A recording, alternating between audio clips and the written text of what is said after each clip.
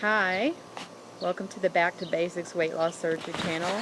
I'm Dana, your Saturday vlogger. It's late in the day on Saturday. It's almost 7 o'clock Arizona time. I got crazy caught up in the day and realized, oh my gosh, it's 7 o'clock and I needed to make a recording. So I thought I would share a little bit of Arizona background for you. It's hot still. It's over 100 degrees. We, I think, had 111 or 112 today. So my evening walks are about to become no longer outdoor evening walks. I'm actually getting ready to go out for dinner and karaoke with my husband, so looking forward to that. We're going to have a nice evening out.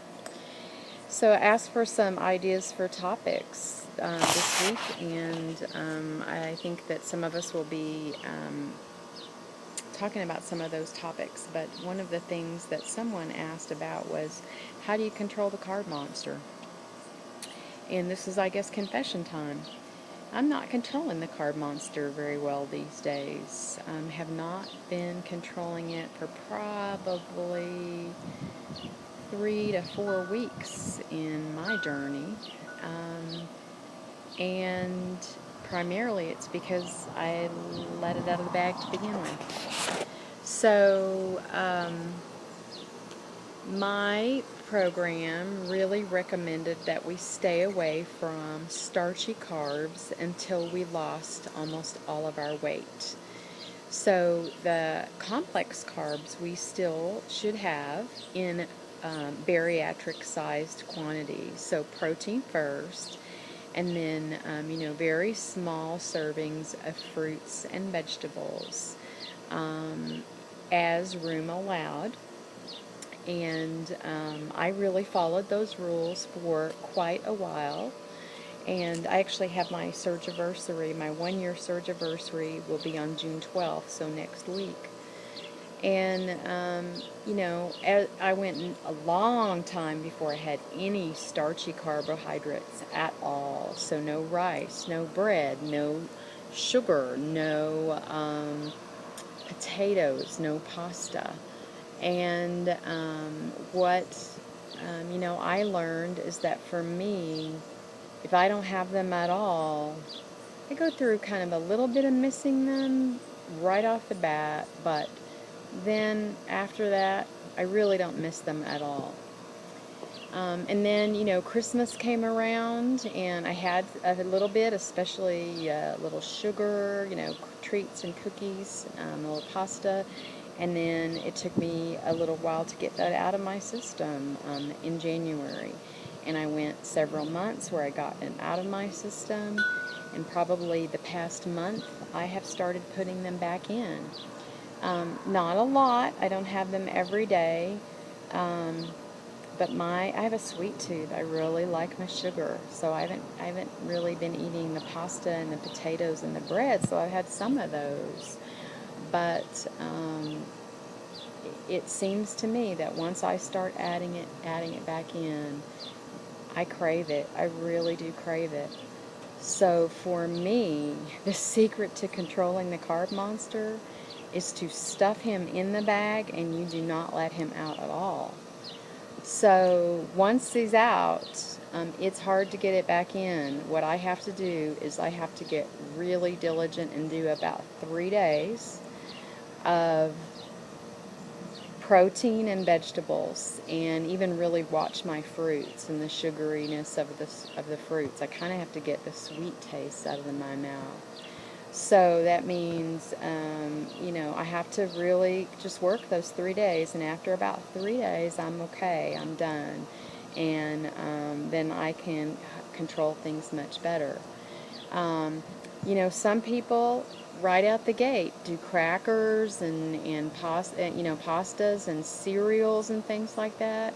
I just don't. Like I said, my program said you need to lose almost all your weight before you start adding those back into your diet, and you should do it slowly. I thought I was doing it pretty slowly. I've lost the bulk of my weight, but even now I'm struggling with it a little bit as I've started putting them back in.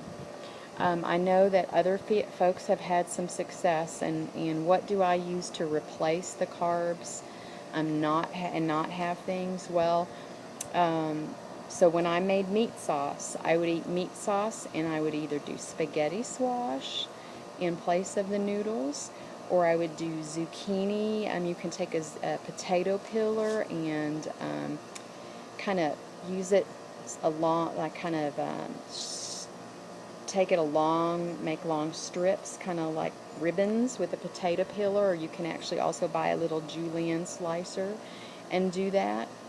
Or I would just eat the pasta sauce. People use cucumbers, and you can take cucumbers and make them into little slices and use that in place of chips. Use sliced vegetables in place of chips or crackers. You know, you figure out something else to give yourself some crunch. Fresh vegetables work, nuts work. What else did I use to give myself some crunch?